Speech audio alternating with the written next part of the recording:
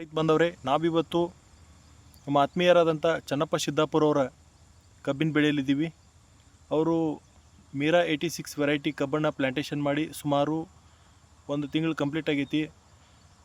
ಆದ ನಂತರ ಈಗ ಕಬ್ಬಿನ ಬೆಳವಣಿಗೆ ದಷ್ಟಪುಷ್ಟ ಬರಲಿ, ಹಾಗೆ ಮರಿಗಳ ಸಂಖ್ಯೆ ಹೆಚ್ಚಾಗಲಿ, ಸುಳಿ ಕೊರಕ ರೋಗ ನಿಯಂತ್ರಣಕ್ಕಾಗಿ ಇವತ್ತು ಡ್ರಿಂಚನ್ನು ಮಾಡ್ತಾಯಿದ್ವಿ. ಬೆಳೆಗೆ ಯಾವ ರೀತಿ ಅದನ್ನು ಕಲಿಸ್ಕೊಳ್ತಾ ಇದ್ದೀವಿ ಅಂತ ಈ ಒಂದು ಸಂಚಿಕೆ ಒಳಗೆ ಹಂಚ್ಕೊಳ್ತೀವಿ. ಮೊದಲಿಗೆ 1 ಲೀಟ್ರ್ ಹ್ಯೂಮಿಕ್ ಆಸಿಡ್ ಆ್ಯಡ್ ಮಾಡ್ಕೊಳ್ತಾ ಇದ್ದೀವಿ.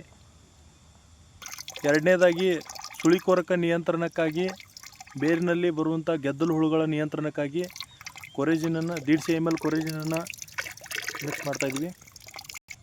ಆಮೇಲೆ ಇದಕ್ಕೆ total chemical container total magnesium 2 kg, 1261 2 kg mix ಮಾಡಿ ಇದನ್ನು 1 ಎಕರೆಗೆ 20 ಲೀಟ್ರ್ ನೀರಿನಂಗೆ ಕಲಿಸ್ಕೊಂಡಿದ್ದೀವಿ. ಈಗ ಈ ರೀತಿ ಆಗೈತಿ ಅದು ಕೆಮಿಕಲ್ ಎಲ್ಲ ಸಮ್ಮಿಶ್ರಣಗೊಂಡು ಕೆಮಿಕಲ್. ಇದಕ್ಕೆ ನಾವು ಏನು ಮಾಡಿದ್ವಿ ಅಂದ್ರೆ, ಈ ಥರ ಎತ್ತು ಉಚ್ಚಿ ಹೋದಂಗೆ ಪ್ರೀ ಫೈರ್ ನ್ಯೂಸಲನ್ನು ಹಾಕಿಸಿಂದ ಪ್ರತಿ ದಂಟಿಗೂ ಅದರ ಔಷಧ ತಲುಪುವ ರೀತಿ ಅದನ್ನು ಶಟಲ್ ಮಾಡಿ ಈ ಥರ ಔಷಧ ಬಿಡಾಕ್ತಿದ್ವಿ.